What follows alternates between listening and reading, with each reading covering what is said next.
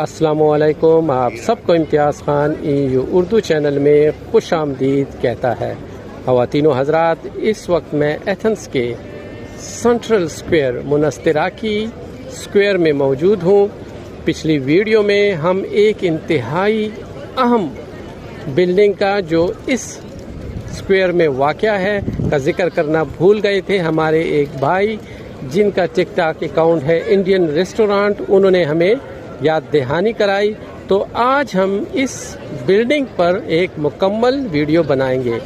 ये बिल्डिंग जैसे आपको सामने नज़र आ रही है, एक खिलाफत उस्मानिया दौर की एक छोटी सी खूबसूरत मसील में जाने से पहले मैं आपको बताता चलूँ कि मुनस्तिराकी स्क्वायर यानी प्लातिया मुनस्तिराकी के इर्द गिर्द हर दौर की आपको खंडरात, रोइंस और बिल्डिंग्स वगैरह मिलेंगी। जैसे कि सामने अब खिलाफत उस्मानिया दौर की मस्जिद है, जबकि यहाँ पर बेजेंटाइन पीरियड का चर्च वाक़या है। और मुनस्तिराकी में अगर आप खिलाफत उस्मानिया दौर की इस मस्जिद को क्रॉस करेंगे तो आपको ग्रीक और रोमन पीरियड की बिल्डिंग्स वगैरह मिलेंगी। मस्जिद का ताल्लुक खिलाफत उस्मानिया के आखिरी दौर से है। इस मस्जिद को 1759 में खिलाफत उस्मानिया के गवर्नर, जो कि एथेंस का गवर्नर था, मुस्तफ़ा आगा जिस्तिराकीस ने तामीर किया था। इस वजह से इस मस्जिद को जमी जिस्तिराकी कहा जाता है। मस्जिद को यूनानी में जमी कहते हैं, जबकि जिस्तिराकी सरनेम या लक़ब था उस गवर्नर का जिसने इसे तामीर कराया था। मस्जिद की तामीर के साथ भी इंतहाई दिलचस्प वाक़यात मुंसलिक है। कहा जाता है कि उस वक्त के गवर्नर मुस्तफ़ा आगा जब इस मस्जिद की तामीर कर रहे थे तो इसके साथ वाक़े ये ग्रीक पीरियड की लाइब्रेरी, तारीख़ी लाइब्रेरी जो मैं अभी आपको दिखाता हूँ, जिसके सतून आपको शायद यहाँ से नज़र आ रहे हों, इससे एक सतून लेकर उसका चूना बनाया था इस मस्जिद के में इस्तेमाल करने के लिए। और कुछ कहते हैं कि नहीं, मुनस्तिराकी स्क्वायर के सामने ज़्यूस का जो टेंपल था, मंदिर था, उससे एक सतून लिया गया था, जिसकी वजह से दोनों मुसलमानों और यूनानियों में तवहमात पैदा हो गए थे। इस मस्जिद की तामीर के एक साल बाद एथेंस में ताउन का मर्ज़ फैला था। यूनानियों का ख्याल था कि ये इस सतून को इस मस्जिद में इस्तेमाल की वजह से पैदा हुआ है, जबकि मुसलमानों का ख्याल था कि इस सतून के इस्तेमाल से शहर पर कोई आफत आ सकती है। तो ये वो सतून है जिसके बारे में ख्याल किया जाता है कि यहाँ से सतून लेकर उसका चूना बनाया गया और फिर इस मस्जिद में उसका इस्तेमाल किया गया। मस्जिद की एक और तारीख़ी अहमियत भी है। 1965 में जब सऊदी अरब के किंग शाह मसूद को बादशाहत से हटा दिया गया था और उसके बाद उन्हें जलावतन कर दिया गया था, तो वो सऊदी अरब से स्विट्ज़रलैंड मुंतकिल हो गए। लेकिन वहाँ कुछ अरसे रहने के बाद उन्होंने यहाँ एथेंस में सकूनत इख्तियार कर ली। तो उस वक्त 1965 में ग्रीस की हुकूमत ने इस मस्जिद को खाली करा के इस सऊदी अरब के किंग शाह फैसल के लिए खोल दिया था, ताकि वो यहाँ पर नमाज अदा कर सकें।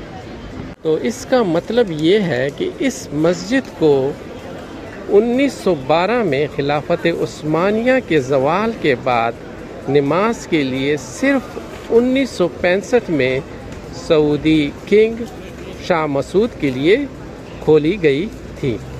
मस्जिद आजकल अवाम के लिए बंद है। खिलाफत उस्मानिया के ज़वाल और 1912 में यूनान के आज़ादी के बाद इस मस्जिद को 1918 से 1923 तक national museum of decorative arts में तब्दील कर दिया गया था। 1973 तक इसे ग्रीक हैंडमेड वर्क की नुमाइश वगैरह के लिए इस्तेमाल किया गया। इस मस्जिद को museum of modern Greek culture में तब्दील कर दिया गया, लेकिन आजकल museum of modern Greek culture दूसरी जगह शिफ्ट कर दिया गया है और ये मस्जिद बंद पड़ी है।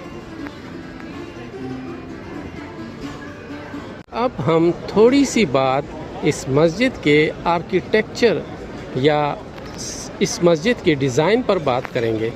تو اگر آپ دیکھیں تو اس مسجد بلکہ جتنی بھی خلافت عثمانیہ دور کی مسجدیں آپ کو گریس، البانیہ وغیرہ میں نظر آئیں گی، وہ ہماری ساؤتھ ایشین مسجدیں جیسے پاکستان، انڈیا، بنگلہ دیش یا افغانستان میں جو مسجد ہیں ان سے ان کا سٹائل، ان کا آرکیٹیکچر مختلف ہوگا.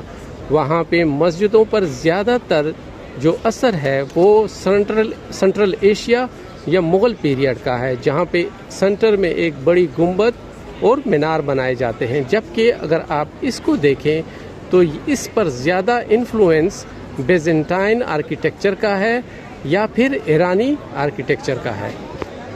پر آپ کو ایک گنبد نظر آ رہا ہے جو کہ ساؤتھ ایشین مسجدیں ہیں ان کی طرح مکمل گول نہیں ہے، جبکہ جو اس کا برآمدہ ہے اس میں آپ کو 3 گنبد نظر آ رہے ہیں.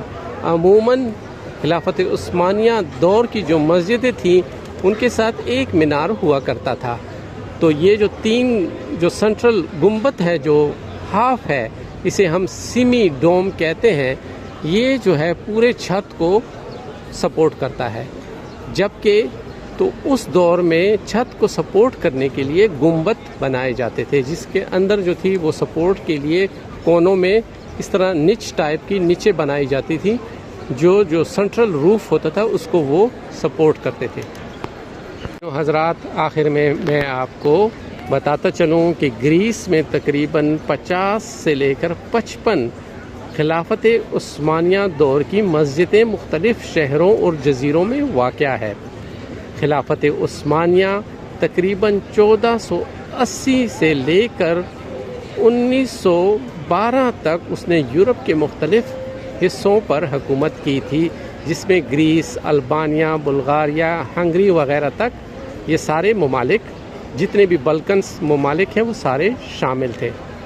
فتح عثمانیہ سے گریس نے 1912 میں آزادی حاصل کی تھی. سینٹر میں جب آپ نستراکی اسکوائر آئیں تو اس کے ارد گرد آپ کو تقریباً مختلف پیریڈز کے جو ہیں وہ روئنز، کنڈرات، بلڈنگز وغیرہ ملیں گی. جیسے کہ مسجد کے سامنے آپ کو نیچے یہ روئنز ہیں.